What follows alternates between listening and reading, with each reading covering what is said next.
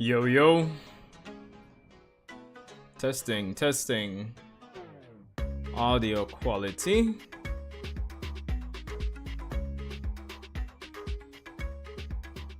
Alright, I think we are good to go. Well, go on everyone, Sarada Uchiha here, and welcome to the March 2025 end of month subscriber stream. Even though it's not feeling, hold on there. Yeah, I think that should be fine. Yeah, I think that's fine.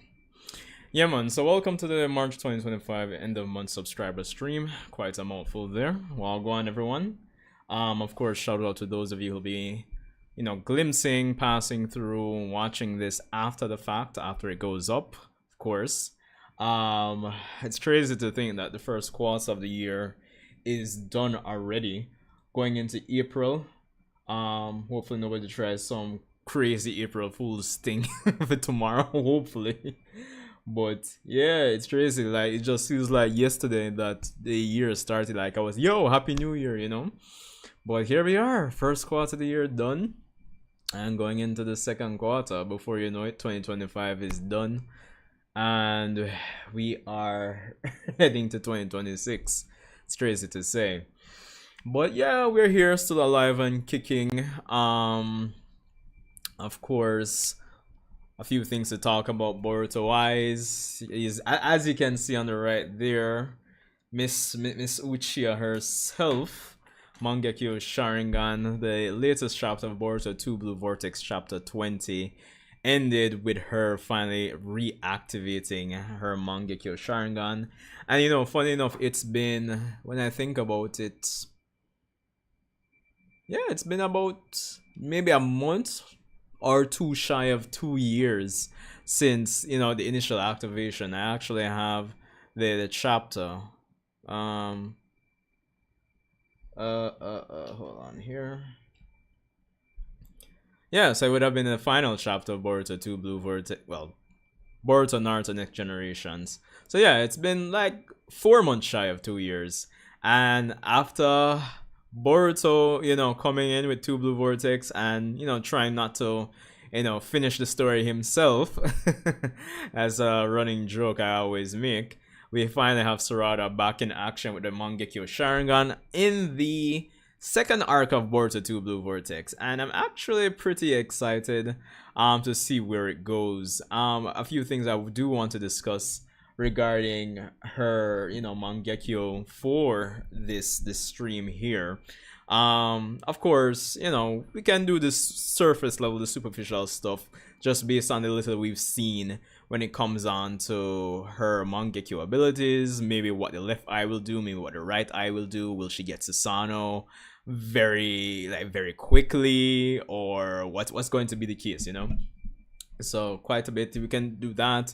I want to touch on certain, like, in hindsight or just going back through the chapter, there are a few things I kind of want to have an open-ended discussion about when it comes on to what Yodo, hopefully I'm getting her name right, was saying to her in terms of having that Android 16 Gohan moment between them. It was so funny when I was reading the chapter. I'm like, yo, this is definitely some Android 16 Gohan shit.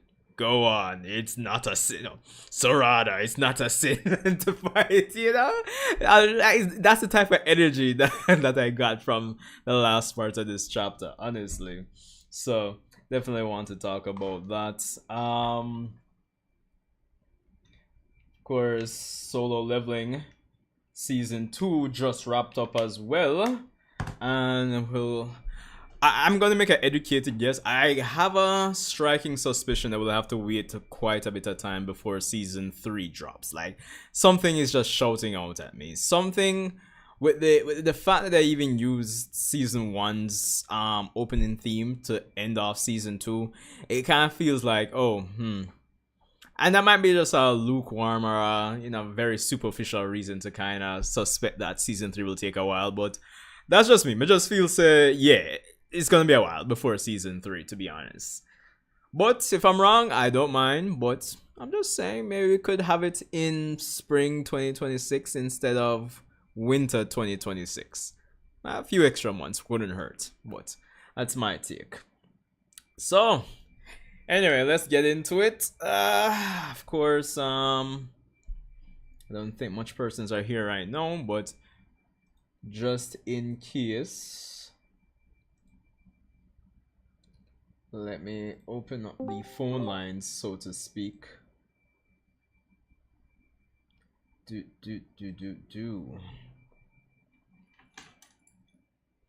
Yeah, so if in case anybody wants to join, of course the Discord will be open for the most part. You guys know the drill when it comes on to, just join the Discord. The link should be in the description.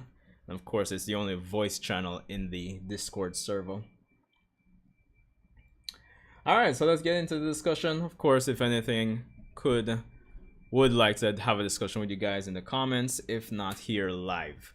So let's get into it. So Boruto 2 Blue Vortex chapter 20. Of course, we ended with the big reveal that, of course, Sarada is ready to go in, and she has her Mangekyo Sharingan active and ready to go after a very Android 16 inspired speech from Yodo, who just got ran through by Ryu. And as we can see here towards the end of the chapter, without explicit details, just by observation, it seems that at least one of her Sharingan, our Mangekyo Sharingan abilities, seems to be something maybe similar to Kamui, but maybe black hole ish. Who knows?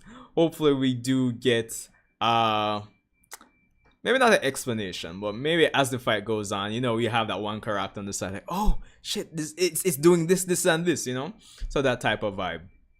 Now, going into chapter 21, I'm actually very excited about how this is playing out. Reason number one being is that my prediction for the arc when it comes down to Boruto's involvement seems to be coming true. Where I was saying that even if Boruto is going to be involved, even if, say, the arc is maybe 10 chapters, I wouldn't really expect Boruto to jump in until like the 6th or 7th chapter in the arc. And it seems like it's playing out just that way. And the reason why this works, in my opinion, is that it kind of gives the other characters some time to shine. Boruto really came in very strong when he came on to the first arc of this manga, like in terms of how powerful he is, his style, his presence, just even comparatively speaking to, say, part 2 of the Naruto story, Naruto Shippuden, where Naruto came back from training.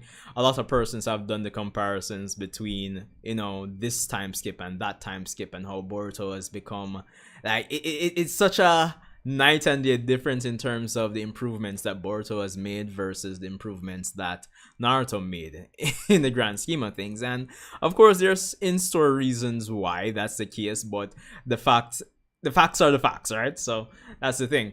And honestly, that's where the joke comes from of me saying that Boruto is struggling not to end the story already because he's done all he's done so far without having access to the karma. So I'm just saying, so with this second arc, the fact that he's not on the field, not involved, not jumping in, it gives opportunity to Sarada and Mitsuki to finally do something good. And I know that definitely sounds weird, given that they did have some decent scenes back in Boruto, Naruto Next Generations, and I'm basing what I'm saying right now strictly on the manga. So we did have the Boro fight, we did have some some scenes there in the before the Kawaki arc, in the Ao arc, we got some stuff here and there, but in the grand scheme of things, when it comes on to Sarada and Mitsuki being on the main team, in the grand scheme of things, it doesn't feel like they've had that shonen moment when it comes on to the manga, the part 1 of this story, right? And with this opportunity now, it kind of gives them that opportunity to have those moments, and for us as fans to kind of get more invested and involved with them, right? So because let's be honest, like 80 chapters of a monthly manga, which you could do the math based on page count, that could be like more than 200 chapters. And to say that we haven't had multiple. I mean, we had multiple moments with Boruto and Kawaki, but it just feels like Sarada and Mitsuki are just they're just there, you know? And with all that being said, they've been building this narrative when it comes on to the frustration that Sarada and Mitsuki have been feeling since part one, as you know, the situations have escalated. And you know, even towards the end of the Koda arc, where you know she was saying, I don't remember the chapter number, but she was saying that she needs the power to fight a mighty Otsutsuki, and you know, Mitsuki was deliberating like if he could kill the person that really hurts Boruto, all sorts of things like that. So it feels like this moment right here is like the culmination of that. Like it's the payoff. It's the reward that we get for waiting. It's the moment of truths, right? For these characters. So, and at the end of the day, it's gonna make it feel more dynamic in terms of the whole grand story that we're telling here, right? So there's that. No, outside of that, when I think about it, right? Again, Boruto came in really strong, and I'm not a certified YouTube power scaler, like you know, in the grand scheme of things. But I call things for how I see them. I try to logically deduce, like, okay, this is X, this is Y, and I think when Boruto 2 Blue Vortex started, like me and Mello, we did a power scaling video. We were talking about how strong. Let me see if I can even find it. Hold on. We were just kind of deliberating how strong Boruto should be in the grand scheme of things, and like the problems that would have introduced for other characters to catch up in a believable way, right? So that's the thing. That was the issue.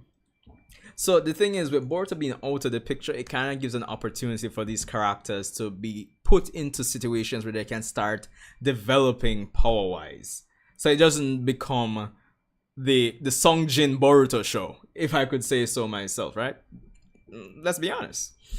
Because all things considered, Boruto is so, like, if you really pen out everything on paper between, say, Boruto and most of the cast, like, Boruto is so far ahead, it's not even funny.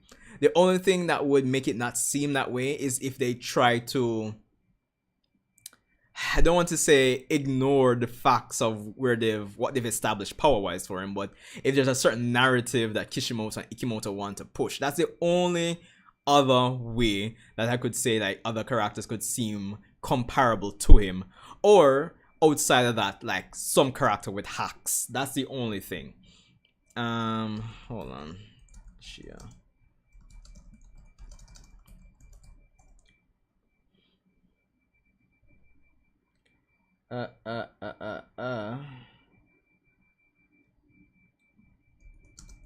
Feature mellow.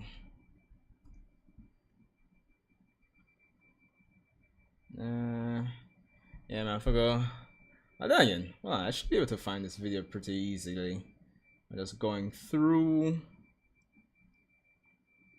because obviously this would be 2 years ago. Yeah.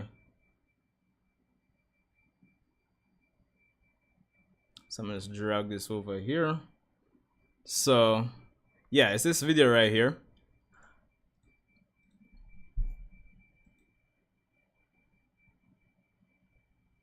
Yeah, pretty much. All right, so the next. Yeah, so crazy that this is August 2023. That's crazy. But yeah, we would have done a video on this from back then, right? And yeah, as I was saying, it's just that Boruto is so far ahead. So this whole situation kind of gives the other characters an opportunity to really jump in and, you know, get powered up, like really start the process. Because I mean, the only believable way for these characters to really catch up is to throw them into situations that can, you know, provide that boost, that conflict to overcome. Because there's not a lot of time to say train right now, right? Maybe we could have some in between things, but other than that, yeah, that's the thing. That is the thing right now. But I guess we'll see. What happens. Now, Of course, we could talk about the more superficial stuff. And to be honest, even though this is a big moment, and I think it will be very hype, especially when it gets animated, I don't think Sarada is going to. I don't think her by herself is going to like take the win here. She'll be very instrumental in them actually surviving and probably defeating Ryu, but I don't see her by herself getting the win per se. Mitsuki is still in the books. He's still in play, and the fact that her Sharingan, or at least one of her abilities, seem to be able to counter the Iron Sand, it should allow her and Mitsuki to work together to actually probably get a win here. So that should be interesting. And at the very least, what I do like about it, it can, where there's a lack of stat equalization, again, the fact that she'll have the hacks to counter Ryu, then I think a collaboration between her and Mitsuki would be a satisfactory win in the grand scheme of things if they play their cards right. Um, I don't know if we will get Susato. I don't know whose video it was, but I did see like a YouTuber post something about like maybe we'll get like a Sage Art Susano, or not Sage Art, but Sage Art empowered Susano between Mitsuki and Sarada. That would be pretty cool. I'm not gonna lie. So I guess we'll only have to wait and see. The next thing that we can actually look forward to as well is the nuances when it comes down to Sarada's Mangekyo Sharingan. Will she also deal with the issue of losing her eyesight?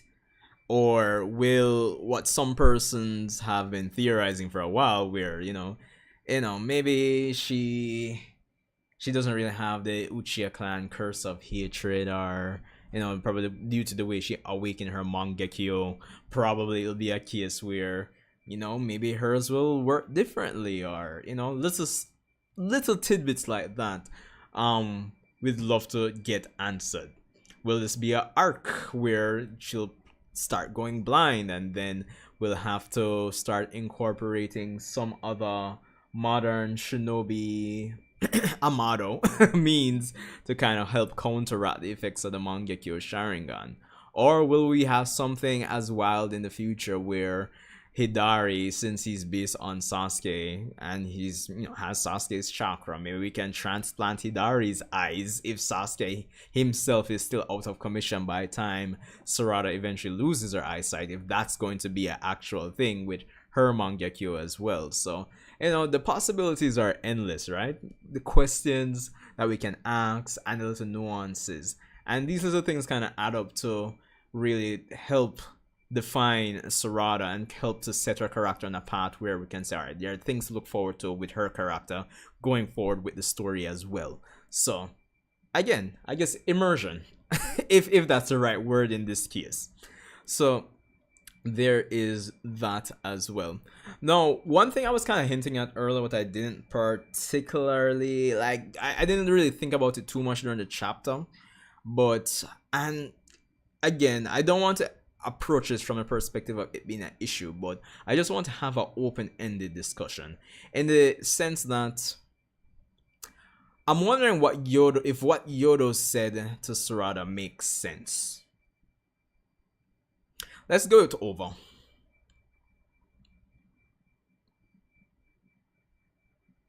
Alright, so Yodo gets stabbed. Hang in there. Yodo, damn it, you bastard. Why can't things go well for once? No way. It's okay. I know that I'm done for. Gets captured by the Iron Sun. Last one in the bag. Now you're all obedient puppets of mine. Sarada, I'm not sure why it's happening now, but I can hear it real well. You don't know yourself at all, do you? Your feelings, why you want to be strong. I can tell right now, it's clear to me that you misunderstand you're probably deluding yourself subconsciously. What are you talking about? I'm referring to that power you've been letting rot. I don't know why or what you're holding back for, but it's okay to use it for things other than just the greater good. You're allowed to use it for, and only for, a special person in your life, to protect them. No, this is the part what kind of confused. Like, I get what Kishimoto was going for here, but I don't know, something seems off. And I think a good comparison, funny enough, would be the same like Gohan from, you know, the Cell games, right? Where it's like, yeah, Gohan is a distinct character from Goku. Naturally, he's not the same. Toriyama made it very clear that he's not the same as Goku. He doesn't love to fight, yada yada yada. But I remember seeing a comment somewhere on YouTube, on a Dragon Ball video, of course, where someone was saying that they found it odd that Gohan didn't necessarily want to fight in the moment with Cell, right? Because based on how he was performing on, say, Namek and before, it's not like they really express or shown like him having like a disdain for conflict and violence, right? It was still enough to say that, yeah, he wasn't like thirsty for combat like Goku, but again, it felt like there was something missing from before the moment where he was talking to Cell. Like, okay, maybe you could make an argument that that something was missing. Like Toriyama should have shown something, but it almost feels, I don't want to say contradictory, but it just feels like this not wanting to fight seems almost out of nowhere. And it kind of feels almost the same here with Sarada. Like there should have been a scene before this that kind of showcases just a bit of maybe like the emotional conflict that Sarada is having, because Sarada up to this point, it has never been portrayed as, at least from the manga perspective, has never been portrayed as having this subconscious or conscious holding back of herself and all that jazz and blues. And even with you know, all the madness that's happened with Omnipotence going into Two Blue Vortex, like Sarada's always been portrayed as a character like, yo, I'm not necessarily bloodthirsty, but she'll try her best to get things done. And the frustrations that she's expressed in Naruto Next Generations up to this point, it would seem more so to suggest that she would try to go all out. So I don't know, it feels like something is missing, and wouldn't be surprised if in the next chapter, maybe to start, we get like a 3 or like just a short flashback to emphasize or reinforce what Yoda was saying to her, just to kind of say, okay, yeah, we have this flashback of before this point, maybe during the time skip, you know, something to kind of, because it just feels like something is missing when it comes on to what Yoda is saying. Like, yeah, you seem like you're making sense, but at the same time, it's like, yo, Sarada has never really been that type of character to subconsciously hold back or anything like that. And, you know, something about it just seems weird. So I think we're missing a flashback. I think we need something more. And I hope we get it with chapter 21 going forward, because I think we need it. I really think we need it in the grand scheme of things. Oh my god. But Raya, it's going to be hype. But you know, think about, I wonder if they're planning to kill Araya. Because or if Yoda will even survive this in the grand scheme of things. And when it comes on, so if and when the anime comes back, if we'll get like, you know, just maybe some 1 or 2 extra episodes to get us more invested in the character of Yoda. But anyway, that's potential future is still a ways off in the grand scheme of things. The mangaka feels like an asshole, sir. Why would you say that?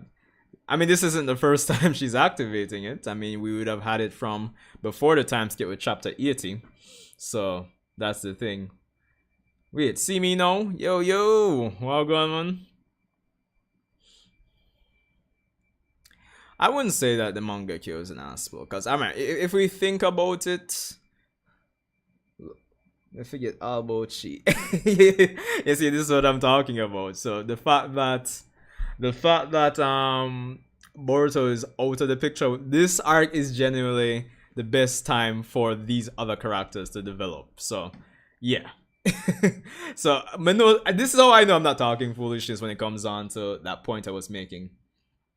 Yeah, definitely not an asshole. I mean, when you think about it, right? Madara and Izuna supposedly killed their friends.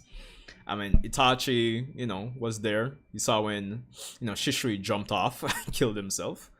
Of course, Sasuke got his after, learning the truth about Itachi and, crying on the beach. And then boom, Mangekyo. What else am I missing? What else am I missing? Shit. Of course, Kakashi and Obito got theirs when Rin died.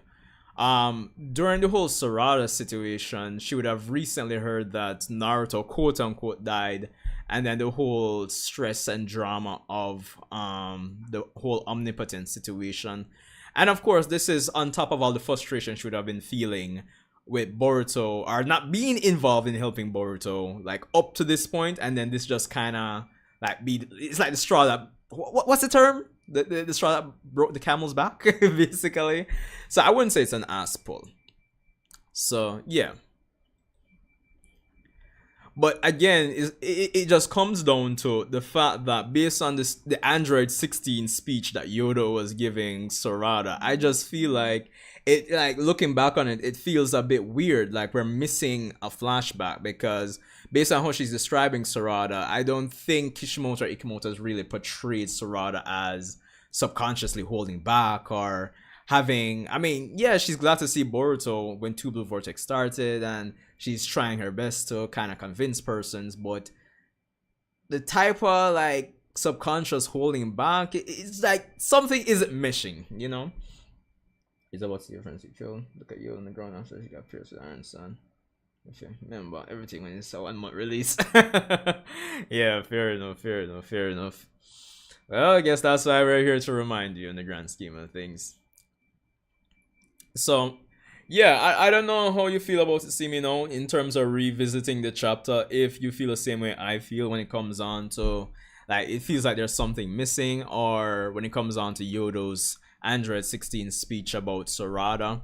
Like, I get where she's coming from, but it just feels like, yeah, we need a super short flashback for next chapter. Maybe about 3 pages. Nothing crazy. Maybe 4, who knows. And they can build on it more later as we go on throughout the fights, to kind of re-emphasize the or reinforce the emotional turmoil or the subconscious holding back that Sarada's been apparently doing up to this point. So I hope we do get that.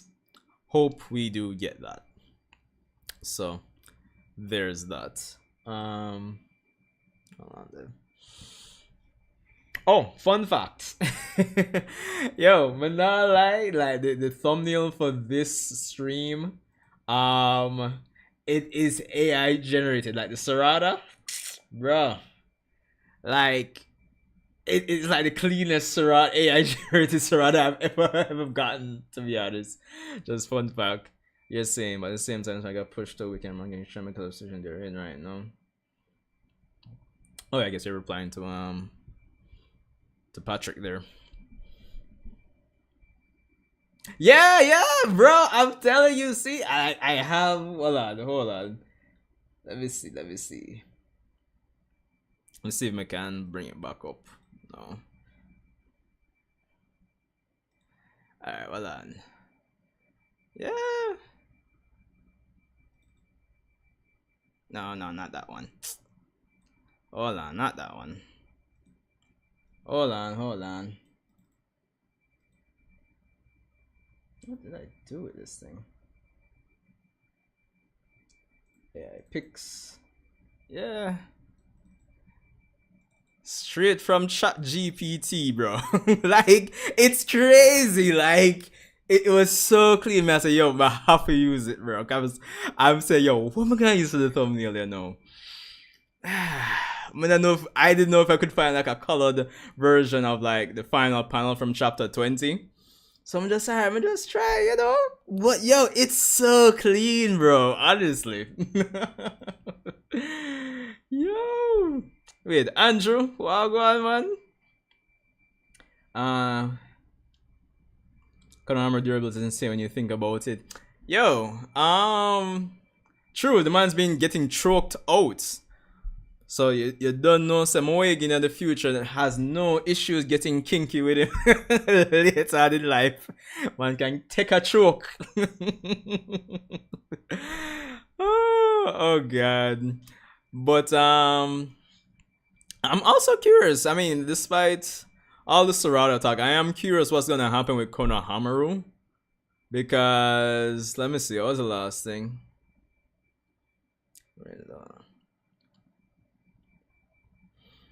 Well, yeah. Shit, I guess they'll probably leave us on a cliffhanger. Maybe we might get Konohamaru for next chapter, but let's see.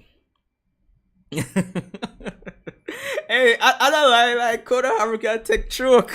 He can take choking. Moegi's in good hands if she's that type of girl. Oh god. But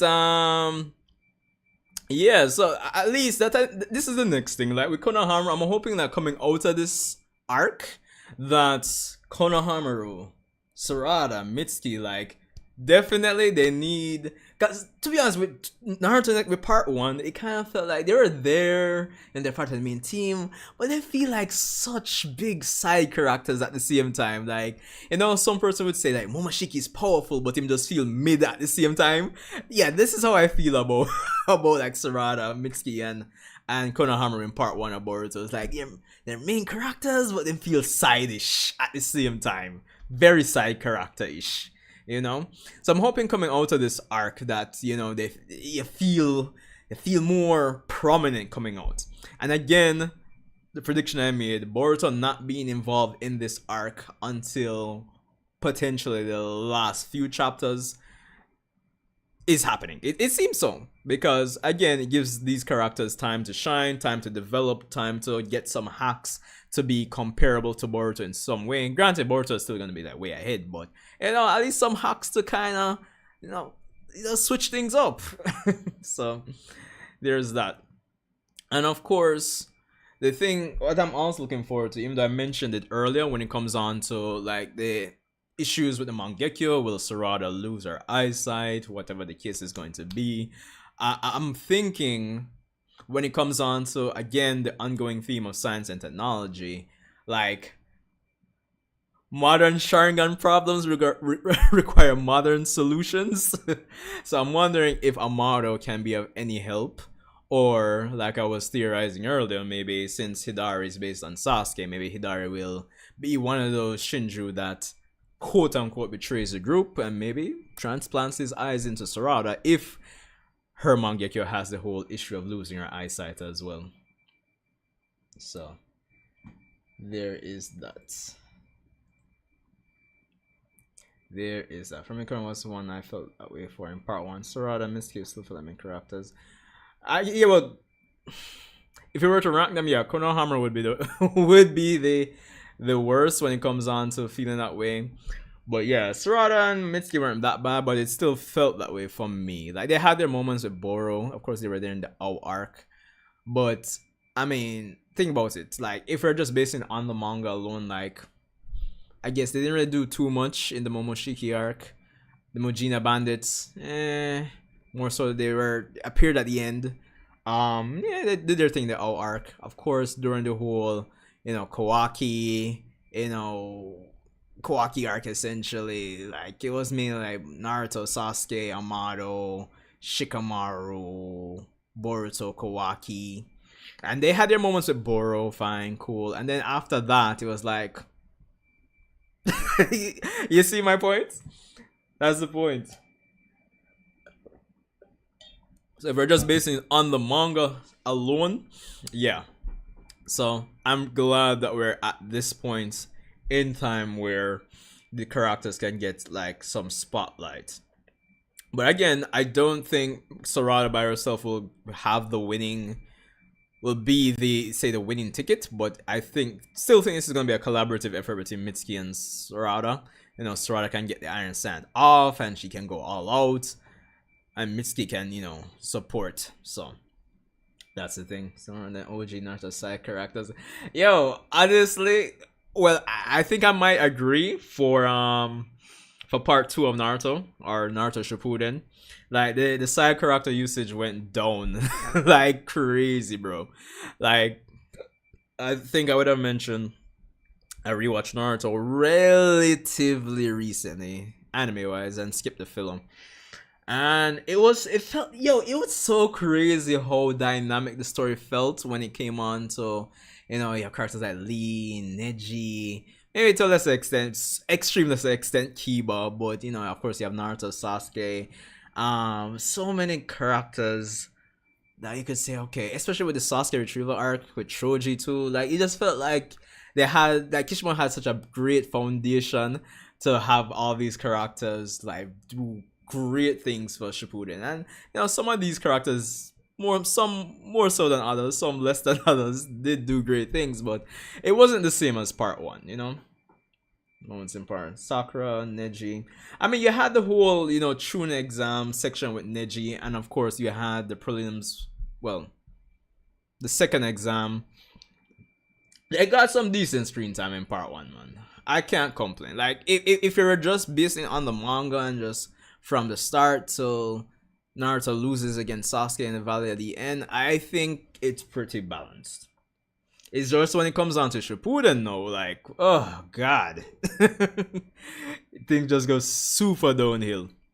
When it comes down to this, it's like, yo, it's a Sharingan. Because, for example, even when Naruto ended and we were getting promos for the last Naruto the movie, and then it was like, oh, we have the Tensei gun and the Byakugan can evolve, and I'm like in my head like, yo, this should have been in the main story, dog. Like, something about it. Get the Byakugan some love from back then. Why wait till the story's done? You exhaust everything with the Sharingan, and it's, oh, I still have the Byakugan now. I'm just, alright, we can evolve it into Tensei. That's the kind of vibe I got, to be honest. So yeah. It's so funny to me. Really funny. Oh god.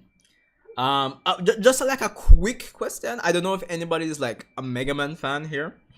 Whether it be Mega Man X or Zero series. I mean, if you are, I don't know if you've ever heard of the Mega Man X fan game, Mega Man X Corrupted. Can let me know. Boruto saved the Byakugan for real. Yo, that's the next thing. It's so interesting because, like, for the future of the story, even though we don't want to talk about the Jogan right now, that's a whole new another debate. But at the very least, once Boruto can, overcome his issues with the karma, right? And start to use his level 2 karma, I would love to see him use the Byakugan. But the funny thing is he might not, even though it'd be cool, because it's kind of like I would always say to some persons, not on here, I don't think I've ever really said it like on a video, but characters can do X, Y, and Z. Like, for example, the third Hokage, oh, I know every jutsu in the village, but it's not really my style. It's not like my style to use shadow possession or do. So it's like, I'm expecting Boruto to be able to use Byakugan, but it's not his style, so he probably won't use it, Narratively, Kishimoto probably wouldn't let him use it. That's going to be the frustrating part. Yeah, exactly. And he didn't even use it for long. He might just try and look at Kawaki. It's ridiculous, fam. It's ridiculous. The man them have the abilities and just don't use them. It's crazy. As much as, some solid arguments you could make when it comes on to, Naruto and Sasuke not using certain moves against Ishiki and Jigen, whatever. I think when it comes on to Boruto, the Boruto era, that's been like one of the most frustrating things when it comes on to fans that are coming in from Naruto. Like, just the man them have the ability, just you have to use it and it don't work. Like, please. See, I really remember the moments in show where the backing was used. Maybe it's okay. I don't know about it. Okay, fine. Fair enough. I was just kind of curious. I'm a decently sized Mega Man fan to say the least. So I was just kind of curious because the person behind that, the Mega Man X Corrupted fan game, he posted a video recently. So I was just kind of curious if anybody in here was a Mega Man fan, like specifically a Mega Man X fan, but yeah. So whatever. But yeah, like the Byakugan doesn't get enough love in the grand scheme of things. Even with the clan that has it, you would think they'd be using it more. Like you would expect when it comes on to the Otsutsuki clan, or even though they're not technically fighters per se, based on their culture, so only some exceptions, right? But you would expect like, oh, you have a scene of Momoshiki use the Byakugan a certain way, and like, yo, shit, if Neji was alive, the man could have learned this, you know? That type of vibe. So, that's the thing. That's the frustrating part. So who knows, maybe in due time, we'll see. Or, the way I'm thinking about it again, since Kawaki and Boruto are genetically Otsutsuki, you would think even without karma, they would be able to, like, in a traumatic moment, oh, unlock Byakugan, oh, unlock this dojutsu, or, you know? But it doesn't seem to be the case just yet. If Neji was alive, Boruto would have gotten the Byakugan. Yeah, it's a transplant. Yeah, probably. Probably.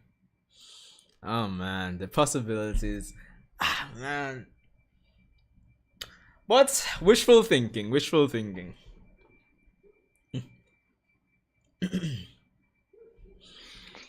So, what are you guys' predictions for the chapter 21?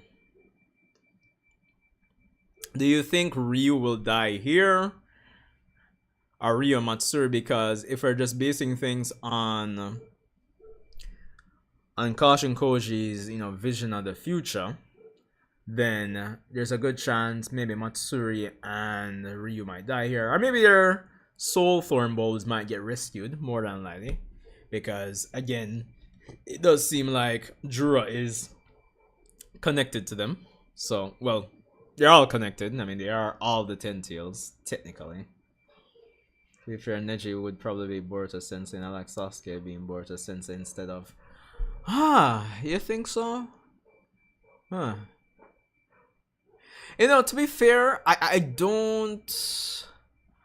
I actually think I disagree. I think it would still end up being Sasuke. I would think, similar to how we see in the anime where we see Boruto train with Hanabi, I definitely would imagine we'll get more of those sessions between Boruto and Neji if he was alive, but I actually still think Sasuke would be his sensei.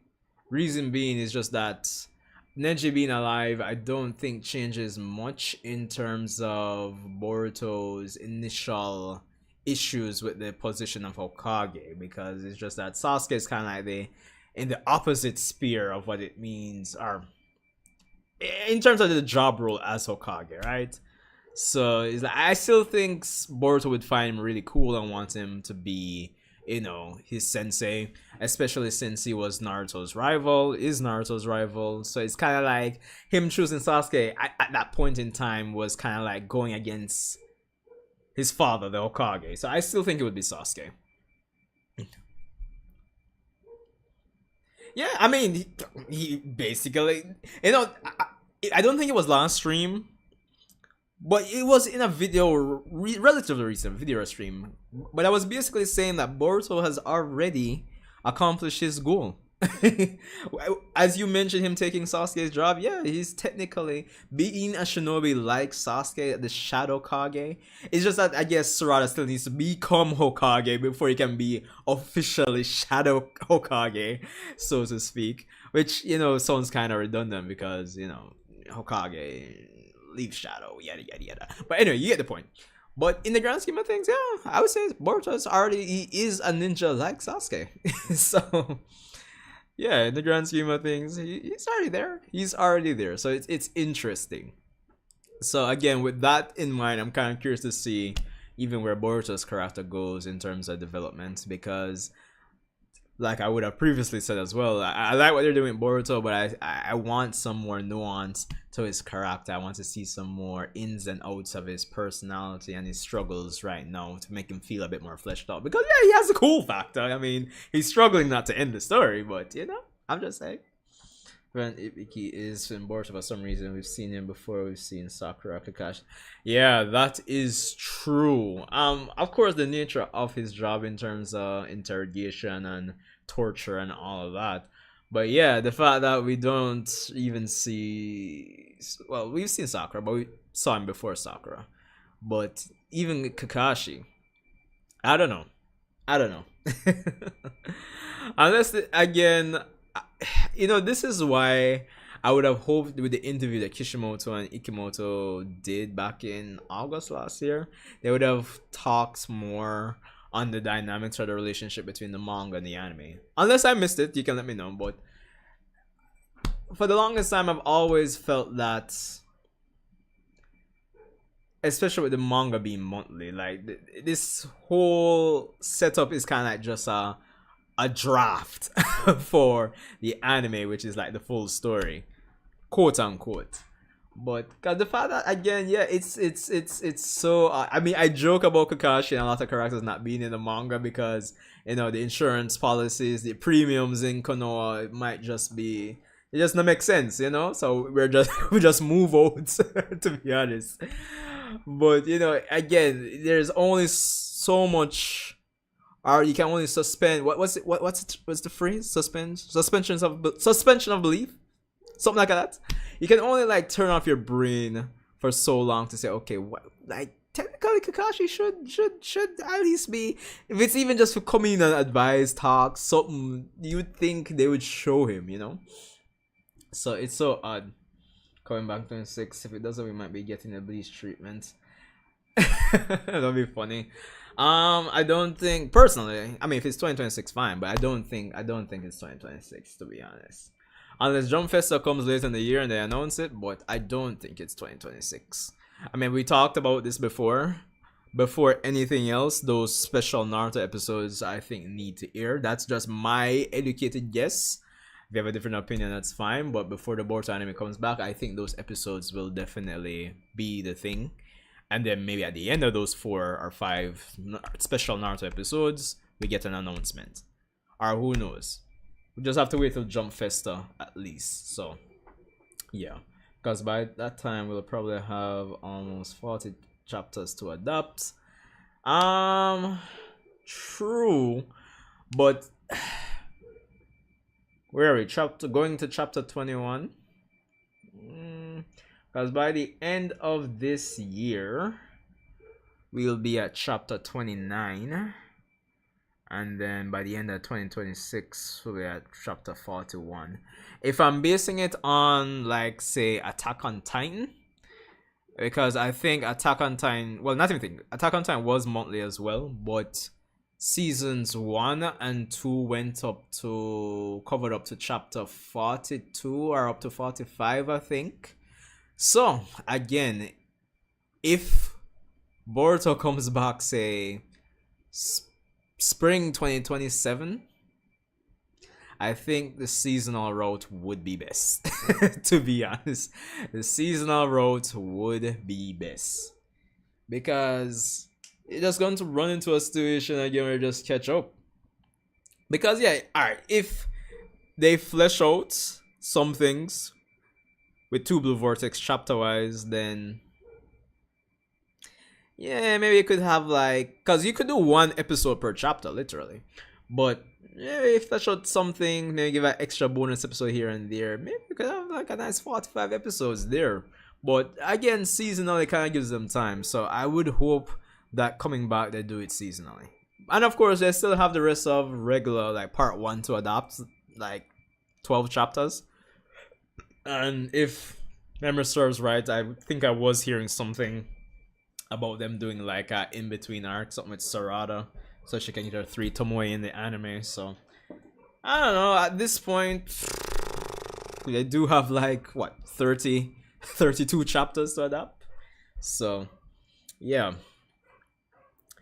And of course, there is the conversation to be had where Boruto doesn't really have a movie for itself technically. So who knows? Who knows? Of course, movies these days seem like a way for the animation studio to. It sounds a way, but I think it's like a way for them to stall for time. To be honest. So, but again, we'll see. I don't think 2026 would be the year. I'm feeling more spring 2027 at the very least. But if I'm wrong, so be it.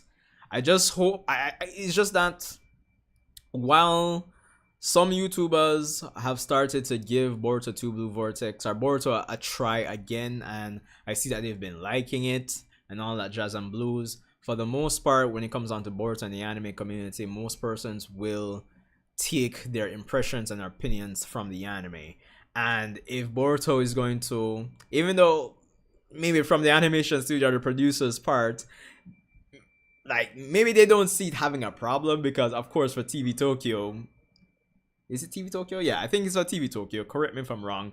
Yeah, Boruto is still one of the highest, revenue generating series apparently. So probably in their head it's not really an issue. But me as the fan on the ground, so to speak, I'm just saying from that perspective, if like they want to really change like the online social media perception of Boruto, then they have to come strong. I think they need to come seasonal and just give things time to cook, as the young people would say.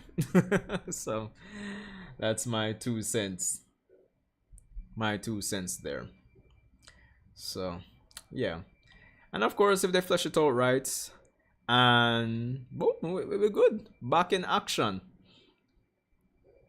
And it'd be nice too if like One Piece is still going on. One Piece is coming back this week, and Bleach 1,000 Year Blood War. But again, Bleach, Bleach they could go the extra mile and even adapt the novels. So it would be so cool if One Piece, Bleach, and even though it's Boruto, but it's technically Naruto, but you get the point. It'd be good for the quote-unquote big three to be running concurrently again, So that would be an awesome vibe. Not gonna lie. Not gonna lie. So I guess we'll see how it goes for the most part.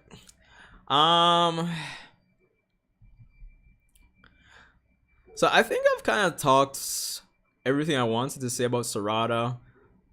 I mean, from the things Yoda was saying about her in terms of her character, the fact that it needs a flashback, how it really benefits her character and Mitsuki's character at this point in the story. The little nuances if she'll go blind, potential aid from either Amado or Hidari if she does go blind, or who knows, maybe we could get some new lore about the Uchiha clan with the fact that Sarada's unlocking of the Mangekyo Sharingan isn't much different from a lot of persons, but some would say she doesn't really suffer from the curse of hatred, so who knows how that may or may not affect things with her Mangekyo going forward. So yeah, I think of Skill to Daemon.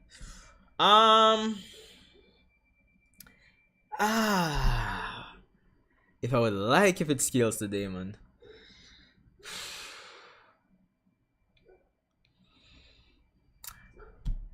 I get your question, but I don't think skill would be the right term.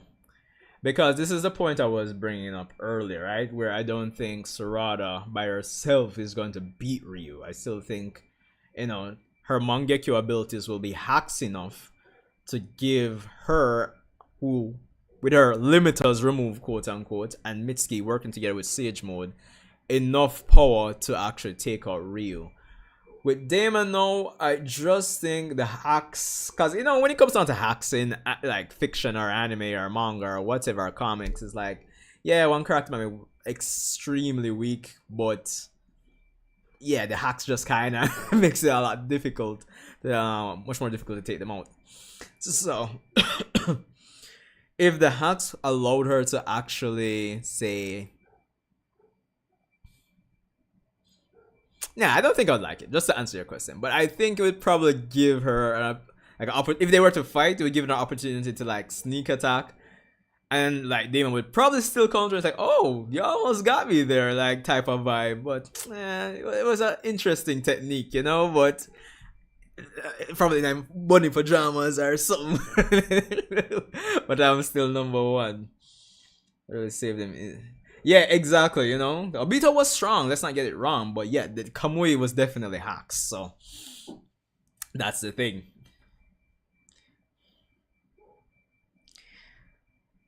So I think we'll see the ins and outs of how it actually plays out as we go along here. Um Again, even with next chapter, I'm not really expecting Boruto to show up.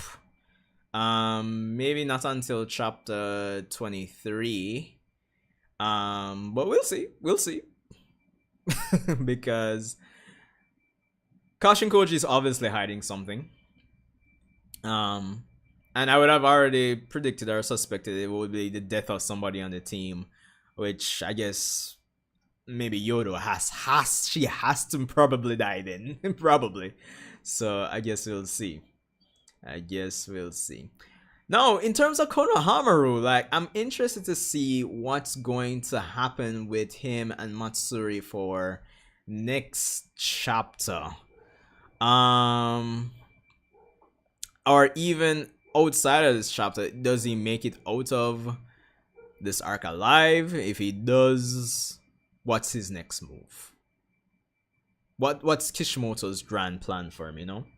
Sakuragi using to over Shippuden. I mean, 20 chapters in.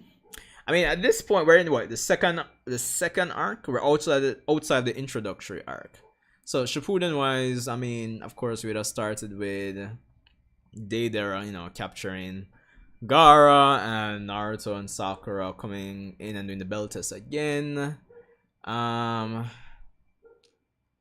Let's see, and then going into second arc, we'd have had Granny Chio. Conqueror would have done shits and got poisoned. Sakura showcased her medical ninjutsu stuff to help save Conqueror. Yada yada yada. I don't know. I don't know which one I prefer just yet. To be honest. I think with how chaotic things are, we get a lot of characters here and there. Because, I mean, we have what, Boruto, Sarada, Mitsuki, Kawaki, and not much of... We got some Ada. We got some Damon. We got to see the Elders, Shikamaru. I just think it's starting off a lot more chaotic, so it lends to showcasing more characters. I think that's what it is. Yeah, Kashin Koji, of course. Kashin Koji is a big one. The flashbacks have been good. So yeah. But yeah, I'm kind of curious to see what Konohamaru is going to get coming out of this arc. And I think one of the biggest things too is Jura. Because, you know, he's done his research in terms of the weakness, right? Love, quote unquote, which again is a catch-all term like I was mentioning before. Because of course there's multiple types of love. Shout out to betterhelp.com. So yeah, but the interesting thing now is that he's feeling Matsuri's feelings. So if it's a case where this is going to be the case for Jura with all his connection to all the other Shinju, I'm wondering how that's going to affect his development and growth as he is the actual Ten Tails. So I'm wondering how that's going to affect his arc in the grand scheme of things. And then if his development is going to be like a composite of the development of all the other Shinju, I wonder if it's a case where it's like, okay, he's this composite development, and then it's like, you have Hidari, for example, that has only a piece of the whole, and it's like, Hidari, like, I understand how you feel, man, but, you know, XYZ. So I'm kind of curious what Jura is going to do going forward. Will it accelerate his plans? Will it de-escalate his plans? Will, what's going to happen with him?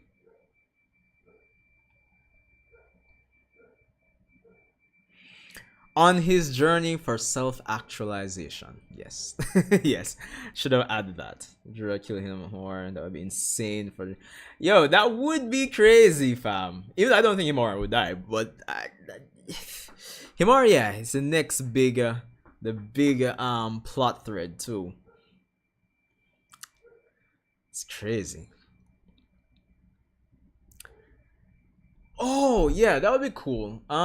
If like, especially in the next arc, if we get some Himawari action, yeah, that seems like it would be a nice thing for the next arc. And then, I mean, kind of touched on it before, but I still think Naruto and Sasuke need to return at some point. Like, whether it's after the flash forward with Kawaki and Boruto on the Hokage monuments, or maybe even if that's maybe one of the futures that Kosh and Koji saw, maybe and it doesn't happen anymore, which would be wild, or that changes, who knows? Or I just think Naruto and Sasuke need not anytime soon. So I'm talking maybe if this, depending on how long the story is going to go, say it goes for like 100 chapters, maybe if 2028 Naruto and Sasuke, but that would be good. Shikamaru versus Danzo. I would say Shikamaru. I mean, they kind of have that same, you know, anti-optimist policy compared to say like Naruto and Hashirama. But I think Shikamaru, the thing with Shikamaru is not really as self-serving as Danzo. Danzo tried to do things for the quote-unquote betterment of the village, but there was always that layer of self-interest and agenda when it came on to Danzo. Shikamaru, that's not the case. So I think that automatically makes Shikamaru the better Hokage versus say Danzo. Granted, it's just that Shikamaru is more like down to earth, pragmatic, realistic, and all that jazz. So yeah, I have no doubt in my mind that it's Shikamaru. No doubt in my mind.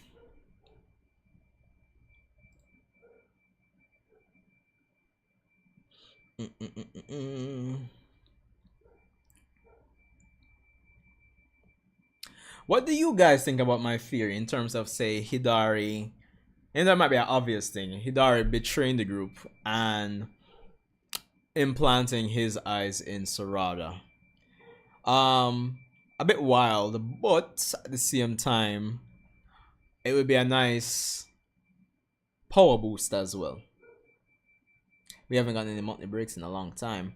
Yeah, that is true. That is true as well. Do you think we might get one this year?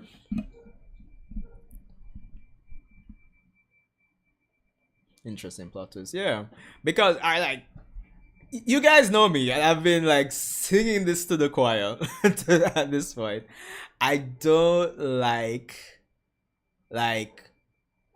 bullshit like I don't like characters who are so far down in the power scale compared to other characters jumping up without some logical context being there, right?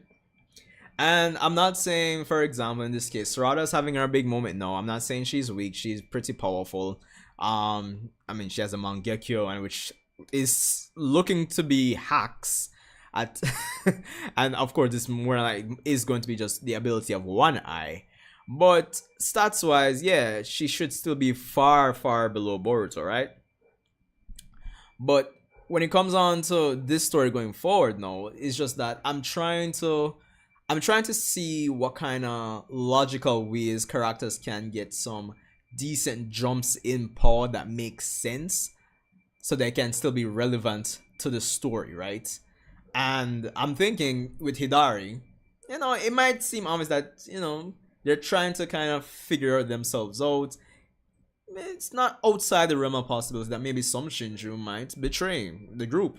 Maybe one, maybe two. Hidari might be a likely case. Um, but he still has Sasuke's chakra, right? And the Ten Tails, fine. So I mean, the group doesn't seem to be using the Rinnegan. Like, it's so funny. Like, just to get sidetracked in a bit. Like, so many characters have Rinnegans. It just feels like it's just for display, to be honest. But anyway, it would be cool for Hidari to implant his eyes into Sarada. It probably would be compatible because, again, Sasuke's chakra is, still more like flowing through those eyes as well. That was our strong EMS in the future. Yeah, exactly. Yeah. I'm not saying she's weak, but like when you think about the narratively, what Kishimoto is telling you, right? Is it's kind of like, okay, Boruto is this strong right now, right? We know the power scale. We have Naruto, Sasuke, Jigen, Limitless Code, and then you have Boruto apparently stronger than that now.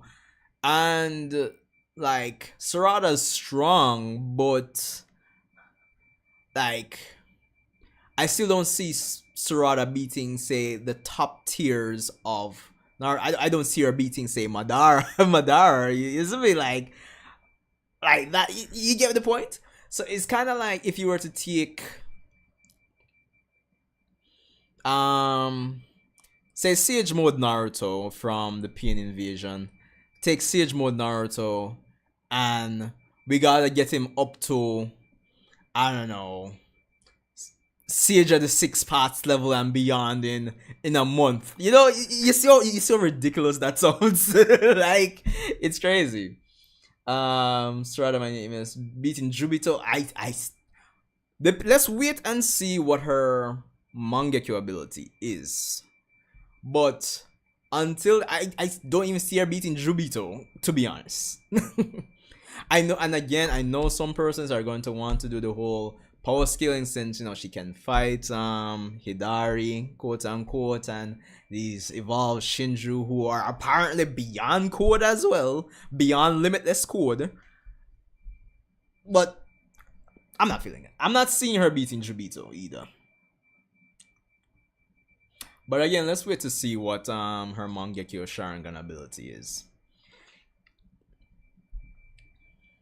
Because, alright, even if I'm thinking about it, like, how strong would you say Mitsuki is with Sage Mode right now?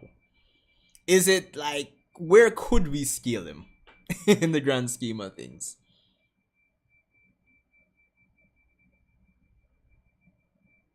It's crazy. 2 giant Rasengans. Yeah, that was crazy. Like, I wasn't expecting that. But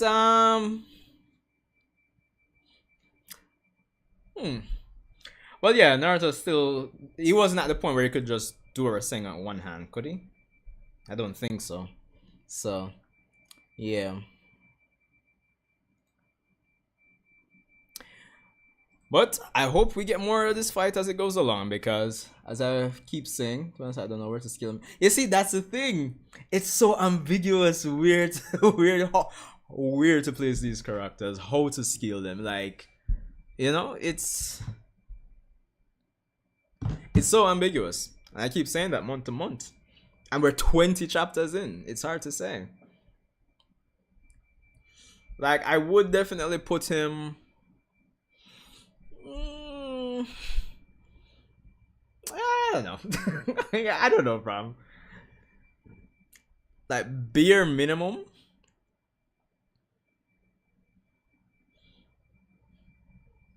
Probably bare minimum, you could probably put mid-scale, like War Arc KCM Naruto, maybe. I don't know. Don't crucify me, please. But maybe War Arc KCM Naruto. Wait, David Akadi? Yeah, you are. It's been like an hour still, but no pressure. He's stronger than Sarada because he was the most... No. Definitely stronger than Sarada.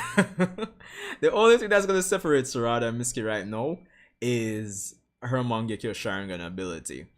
And then we'll have to wait and see for next chapter if outside of her Mangekyo Sharingan ability, of course she'll get the buff, but if that will translate to, with her no longer subconsciously holding herself back, we'll see if it, filters down to her other stats, so to speak. So that's the thing. That's the thing. Mitsuki top 5. I mean, alright, so narratively they want to say Jura is stronger than Boruto. For no, narratively, quote unquote. Even though I still think Boruto should be able to take him. I mean, Jura, Boruto. Maybe when Kawaki get reconfigured, maybe Kawaki. Yeah, this is in no particular order. Damon, Mitsuki.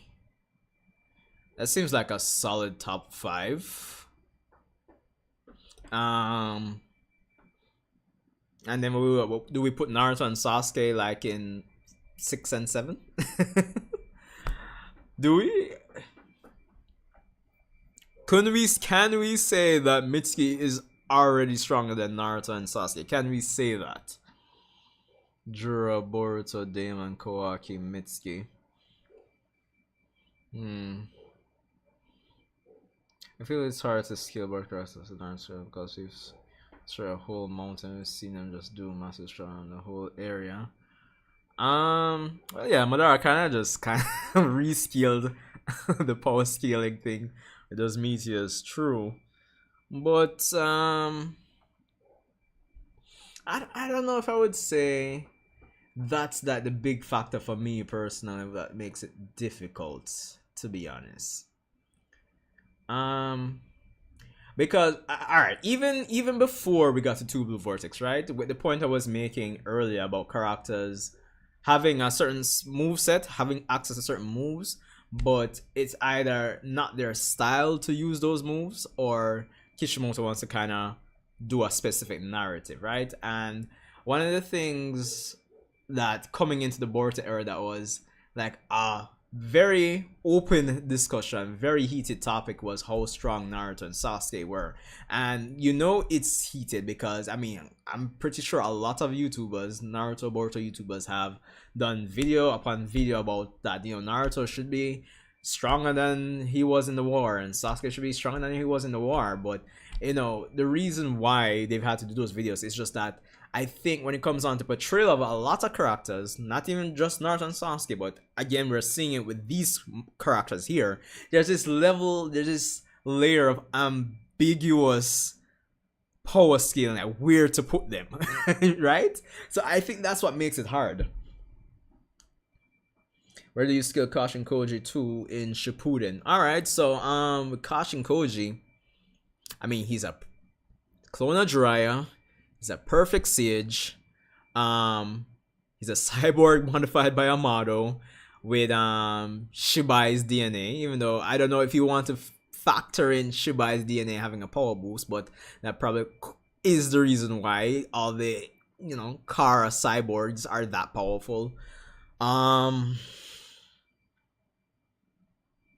It's a good question. Where would I? All right, maybe I could use Naruto as a benchmark. Definitely above P and Art Naruto. Definitely above KCM 1. I definitely would probably put him above KCM 2.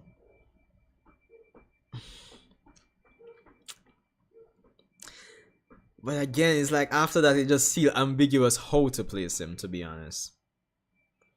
I mean, given everything that we've seen and everything we've been told about how strong Naruto and Sasuke are, you would think that even Kashin Koji should be able to beat Toneri, beat Madara, etc., etc., right? Then it just feels so ambiguous. Can't use destructive class with these characters. Fair point. He beat a worn-out Jigen. That's still impressive, right? I mean, he had prep. It's easy to know where Naruto and Sasuke are because they are basically able to hold up with Otsutsuki compared to Kaguya in Shippuden, and we should already know that Otsutsuki are stronger than Madara, Pin, and Obito. Wait, Dara Shikage, well, go on. Yeah, man, no pressure, man, no pressure. Yeah, true. So that's the thing. I don't think I would disagree with you, see me now, but it's like the point I was making is like on paper, it's like yeah, narratively, this is the case. The Otsuki are stronger than Madara, Obito, yada yada yada. But I think the problem usually is that like you're watching on screen and you say it doesn't even have to come down to like destructive capacity. Like Naruto doesn't have to blow up the village or not like that. But it's just like I don't know. They just don't seem. It just not seem as powerful, True. Yeah, prep. So that's the thing. So the point I was making, there's always been this layer of like yeah, they tell you this on paper, but it just feels like there's this layer of ambiguousness when it comes on to how strong these characters are, And it doesn't help that, certain characters have certain moves and don't use them. I don't know, man. I mean, I could joke about Sasuke not feeling stronger, to be honest. I could joke about that. But I don't know, it doesn't feel as impressive, And again, yeah, maybe it might have to do with the fact that a lot of the opponents kind of neutralize their movesets, but I don't know, man. I know they're stronger, don't get me wrong, but a lot of times it just doesn't feel that way, to be honest. Yeah, that's what I'm saying. Like, their opponents, apart from the fact they neutralize their movesets a lot of the times and all of that, so there's that. There is that. But I think I made the statement earlier in terms of like Momoshiki feeling powerful but mid at the same time. I got that from Afro Senju during his reaction to, I think, Boris episode 65, 66. I think that's a perfect description. That the characters feel powerful but mid at the same time. Like there's this weird zone I'm in when I'm looking at them, So that's the thing. But yeah, man, all solid points, dogs. All solid points. But right now it feels especially to be the case when it comes on to Mitsuki, Sarada, etc., etc.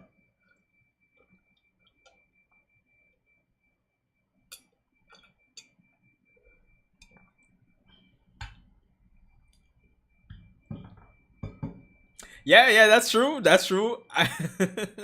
That's true. That's true. I'm not gonna deny that, see me now. And David, you're talking about the statement about them being powerful but mid at the same time.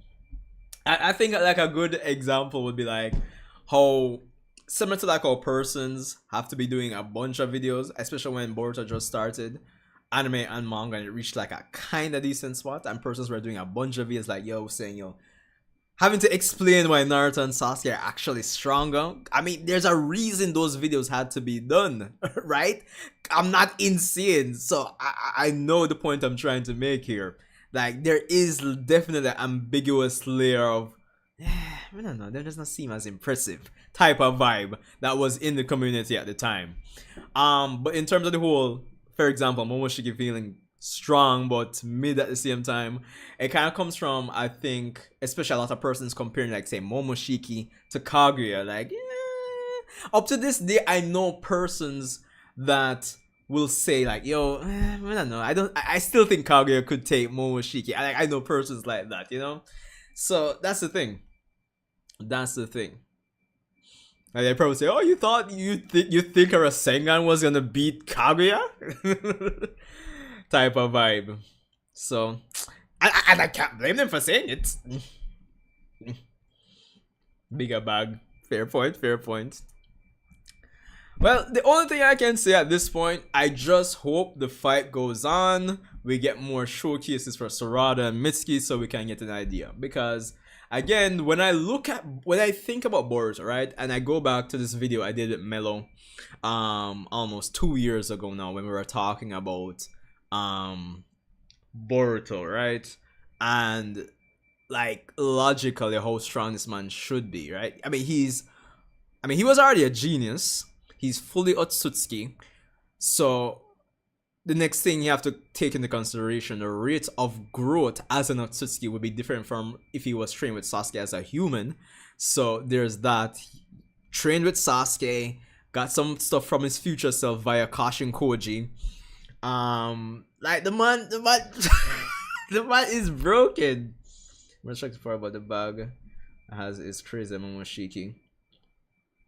Into their opponents with no difficulty, which was never going to happen. Yeah, true. I'll just take some of Kinshiki bag, to be honest. That too. It's crazy, man. Crazy. But yeah, like, as I was saying, like, all things considered, like Boruto should be ridiculous in the grand scheme of things, honestly. And we haven't even seen this man really use karma like that.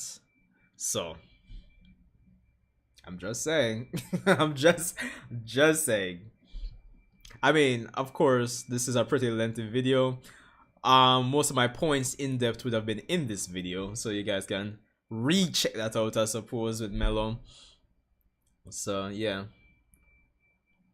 it's so boring, dude. I don't know why people would want that. Yeah, let me see. I mean, and funny enough, yeah, this whole power scaling issue started from even before I think from even before Boruto started, when we had, as I would call it, keeping up with the Uchihas, the extra 10 chapters, Naruto Gaiden, with Shin Uchiha, like, really true, like, true. The power scaling issue started from then. The complaints started from then. Yo, like think back on it, like, Shin Uchiha. Yeah, it was powerful, but yeah. And I remember persons complaining about power scaling from then, like, and thinking about it. Yeah, the thing back on it, the issue started from then, dog. It was crazy. But I mean, like, me and our next brethren named Siddiqui, I think he's been on the channel maybe once or twice, but you guys probably wouldn't remember him. But like, we'd always, like, for example, we'd always joke about Sasuke and go back to Shippuden when, like, Kurama would say, "Yo, this man is approaching the level of the Sage of 6 parts," and so what about them statement they're back in the day, dog? It's clearly a different Sasuke Kurama was talking about. Oh god, we just kind of just joke about it, honestly. I mean, I'm not saying a lot of persons aren't wrong in their judgments of the power scaling of Boruto, but like the quantity of persons who have made fun of it, especially like Sasuke, obviously, the outer chakra thing is a meme, is a joke, whatever. But the amount of persons who have like talked about it, have joked about it, like, it doesn't have to be 100% true, but there's a degree of truth there, to be honest. No, but he doesn't have the tail beast in him. He is the tail beast. Don't my boy Sasuke like that. No, bro. Yo, listen. If I could record a call with me and my friend Siddiqui just joking about Sasuke, yo, listen. It would be the funniest thing ever. Yo, listen to me. This man will trash Sasuke from morning till night. And what makes it funny is that, of course, Boruto characters are stronger, but it's just the contrast between how Sasuke was like the baddest thing since sliced bread in Shippuden for the most part, and how he's portrayed now. I think when I'm talking with Siddiqui, he's like, man, just make it so funny. I mean, that's a Jano, bro. All the mighty have fallen. More Love is Out and makes more sense than people give it credit for. Well, they've brought it back from the bombastic, world shattering, map altering aspects of the war, or the moon cutting, madness of the last Naruto the movie.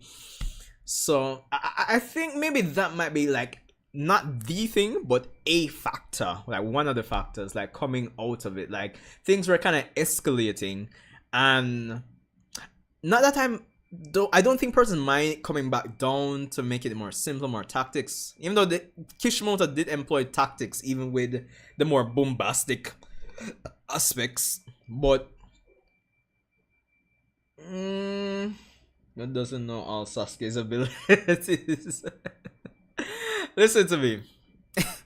I don't even want to get into the whole Sasuke abilities thing because I'm just gonna start laughing, dog. To be honest, I'm going to start laughing.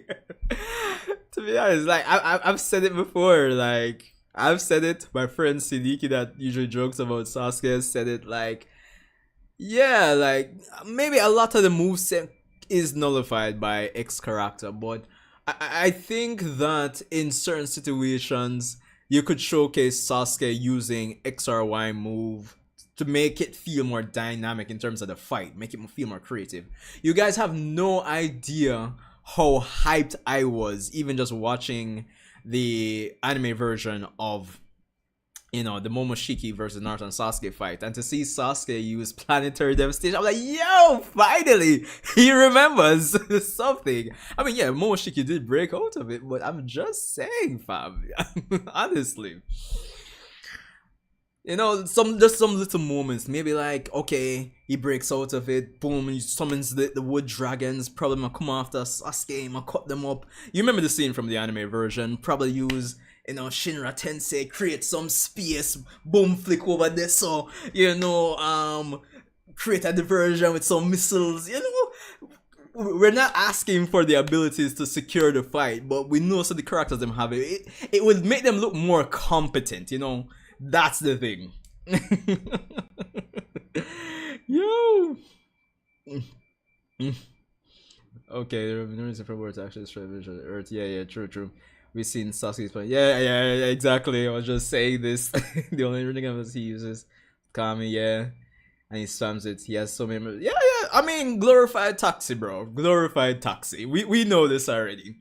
So that's the point I've always tried to make, right? Like, I get the argument of, okay, most of these characters nullify moveset. It doesn't make sense to use these big chakra taxing moves, but like, bro, the way Sasuke was moving at the end of Shippuden, you would think like this man would be like, okay, boom flick, boom, absorb chakra, that's all, replenish, use it strategically. Alright, Susanoo armor, pull it down. Robot arms, or something, summon the king of hell, boom flip behind it, use it for block art, something like that, dog. Like that sounds so much more cooler. Like I mean, I'm kind of just babbling here, but come on, like imagine seeing like them actually choreograph all of that out. Like you'd feel much more comfortable to say, yeah man, Sasuke definitely more powerful than when he was, back in Shippuden. And I think that's what it comes down to. Like the man them just not use the moves. Honestly. Yeah. It seems so. And then it seems like when it comes on to the anime, like the man them just say, yo dog, this too plain now. We have to make this more bombastic, dog. They fight. Yeah, true. But I stick with my point. One of them can make it more creative. Them weird. Bro, even loses at that point, at least you will be. Yeah, exactly, bro. Exactly. Even if the man lose, can say, alright, cool. Yes, I mean. Even if you want to say, yo, dog, like, boom. It moves them to chakra taxing. Bro, you can literally absorb chakra, bro. Like, I mean, obviously have to make physical contact, but like, bro, listen. Imagine, just get creative with it. Shit. What can I use? Imagine man, I did the fight Ishiki in my clash swords with the chakra rod. The man make a chakra arm, kind of touch Ishiki real quick, use it as an extension, like absorb a little bit of chakra. Boom, we just want some creativity. I think that's what it comes down to when it comes down to Naruto and Sasuke. We did bringing the fights back down to like Earth, quote unquote. There's no problem with that, but I think what people want but probably don't know they want is just the creativity and the use of the moves. Yo, bro, like I'm telling you, man, the man I need to get me into the studio so me can choreograph the fights. Like, come on, bro, I'm throwing out ideas here. Yo, yeah, man. So yeah, man, that's just basically what I'm saying. So when it comes down to the power scaling, I think when it comes down to Naruto and Sasuke specifically, that's what was missing from like the early era of Boruto, at least let them seem more powerful than they were before. When you kind of reduce, and of course I'm picking on Sasuke here, but when you kind of reduce it to like, oh, taxi service, shit alright, taxi service, shit alright, just come on, bro, come on, please, come on. Yo, bro, like, listen to me.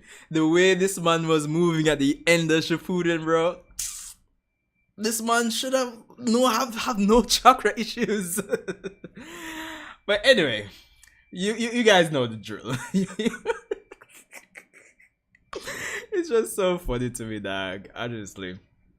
But I guess we'll see how it goes. Like, I would hope that they get to come back and have one last hoorah, but I don't expect that to happen anytime soon. If Naruto and Sasuke were to come back, I don't expect it to happen until maybe 2028, to be honest. The page out of a Vegeta book with the Chidori spamming.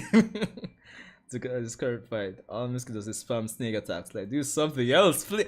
That's the next thing too, bro. Like, I feel like Mitsuki was so hyped up. Like, obviously, with Kabuto, like, you think maybe after this, maybe we could get Kabuto come back in the manga too, maybe get little training, because Kabuto, like, I mean, of course he had the DNA of a lot of other characters, but still, fam, like, yo, where's the what's the name of the jutsu again? Sage art, when Kabuto kind of transforms the cave and use the environment, and where is that? Something, bro. So yeah, you have a good point there. You have a good point there, David. Like, the man just snakes. But more than like again, maybe when the anime comes, they'll make it seem more impressive. They'll improve the choreography, and again, it's little things like that that kind of reinforces the points that I'm trying to make it. Where, to me, it just seems like the manga itself is like a rough shell, I mean, we have confirmed that Kishimoto has an original draft of the story from beginning to end, but this version of the story just feels like a rough draft in certain aspects, which is refined for the anime, to me. When does that, bro? Yeah, hopefully. Ah, man. Honestly, cause this is not it right now.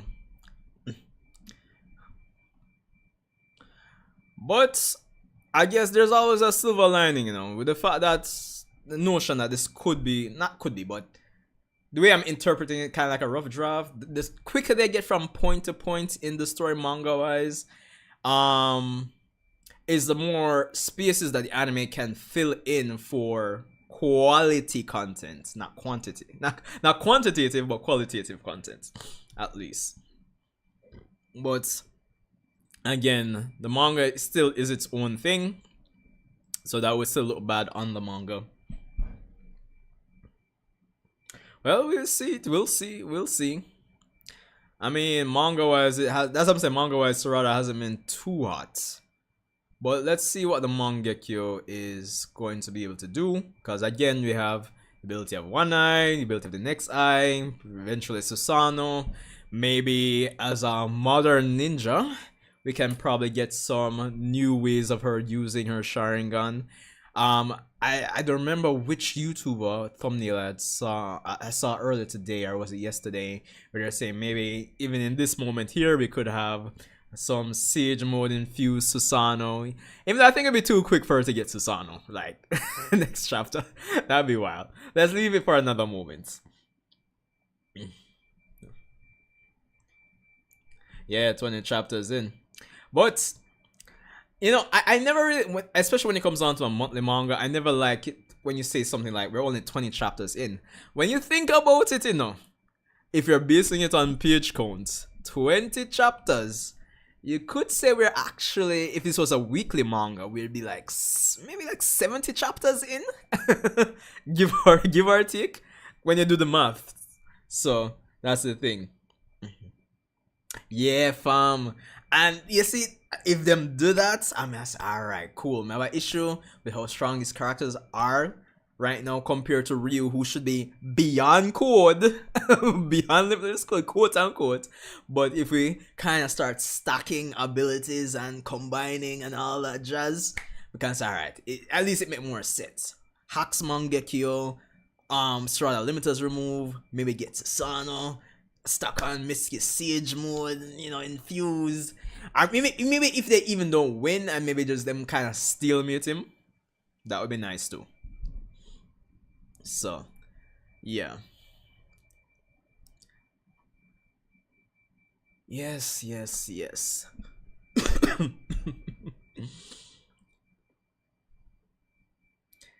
I think that guy could. You know, possibly.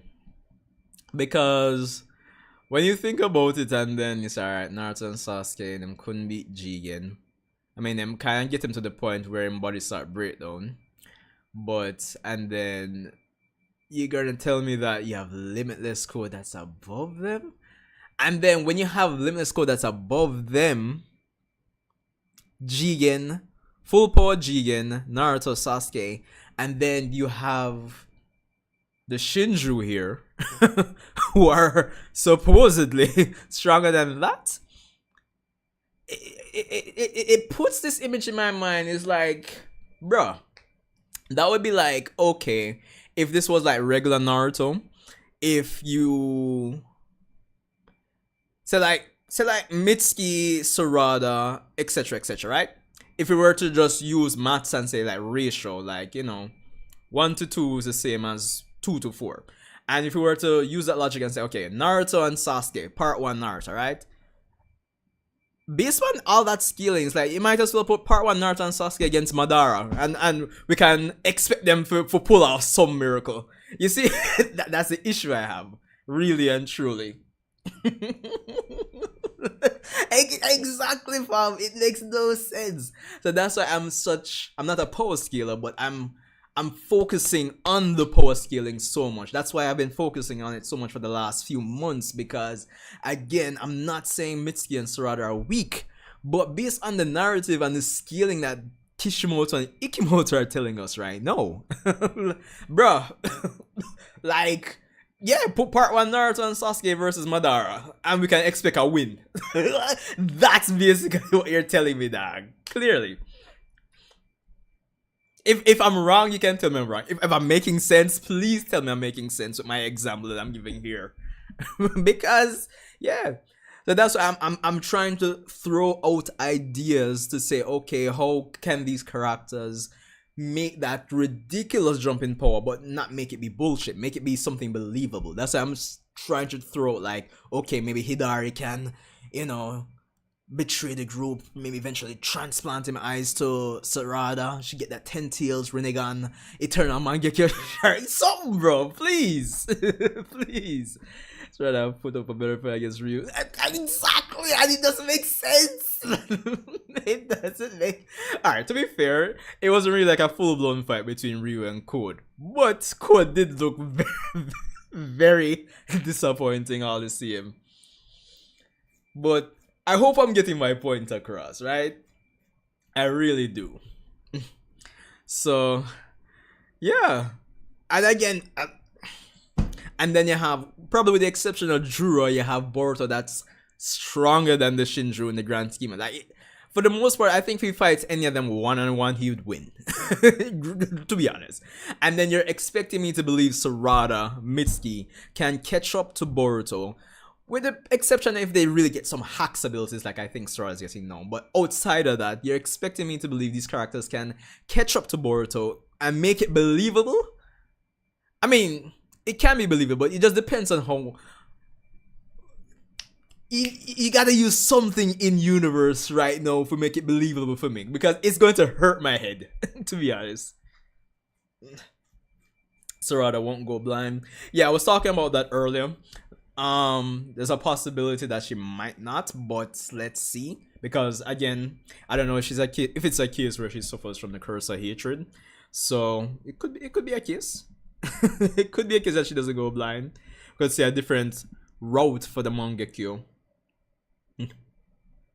Code can't fight for real, bro. It's as I've joked about before, bro. Like, Code removing his limiters has limited his wins. Yeah, that's what it did. Honestly, yo, honestly, dog, it's crazy. Man, but honestly, even though Susanoo would be nice right now, I hope she doesn't get it for next chapter. I wish she has the moments with like probably getting the left eye ability, the right eye ability, and we can save Susanoo for like a next big moment for her. Let's kind of spread it out, right? Have them have multiple moments. Let's not just like shoot for the stars right away. But let's see. Do you think it can stop blindness? Possibly. Especially if they tie it back to the dropped plot point from part 1 of the manga with the 100 healings probably being similar or having something to do with the karma. What they could do, is they can bring back the 100 healings for Sarada. That would be a nice buff. But they could have like a weird karmarized Sonoe, I know. A weird karmarized version where they do the research, they link it back to the stage of 6 parts time, they find a way to bring in some kind of strange Hagoromo or 6 parts or Otsutsuki base version of the 100 healings based on what they were saying in part 1, and then, of course they'll write it better and set it up better than how I'm just kind of just throwing it out there, but something along those lines to power her up, so I'm just saying. I'm just saying. Verify Hidari and have used Susanoo. Yeah, that could work too. I'm just big on them having moments, right? Because again, even though they had 1 and 2 moments, I've kind of said my piece that these characters felt very side characterish in part 1, and they've repeatedly place these characters, Sarada and Mitsuki, in positions where they're frustrated with Boruto, or frustrated with their lack of ability or just lack of timing and helping out Boruto with everything he went through in part 1. And, Two Blue Vortex to me is, I wouldn't say culmination, would that be the right word? Probably I would say the moment to shine, to kind of air out those frustrations, for these characters to have their moments and become bigger players in the grand scheme of things, to stand side by side with Boruto. Not like Sakura's, so now they're finally caught up to their moment and then, type of moment. Like legitimately stand side by side with Boruto. So, having them have more moments by spreading it out, for example, in this case, having her use Susanoo later on, then, it becomes this thing where we as the audience get more invested in and hyped for, it might be a more superficial, reason to get invested in the manga, but at least when it comes on to like, it's a battle manga at the end of the day, so okay, Sarada have her moment here, she has her moment there, and then you get more invested in the character, right? And it's not just the Boruto and Kawaki show with the scientists in the background scheming, so yeah. No, leave some for later. Next shadow should be if you're yeah, exactly. The 2 abilities, and we leave from there. Because again, if it's a hard counter to Ryu's abilities, then boom, maybe we do kill him, maybe we just stalemate him and force him in a situation he has to retreat. So yeah. She has been important since you were started. It's Mitsuki I'm worried about. In terms of Mitsuki, I don't think I'm too worried because, especially from the first arc, I think Mitsuki got more out of the first arc compared to Sarada, right? Because of course he had the fight with Boruto, he had that discussion with Boruto, and you know he's kind of still in the process of also self-actualizing as well. So there's this theme of, I would say, identity and self-actualization going on, whether it be Mitsuki, the Shinjiro, Kashin, Koji. So honestly, I think there's more. I'm not really worried about Mitsuki. With that, what I've just said in mind, I think I'm not too worried. As long as they don't just drop his narrative arc, I'm not too worried, to be honest. Remember when Chocho punched Jura? Do I? I think I'd have to go back to chapter, what, 9 or 10? And look back up.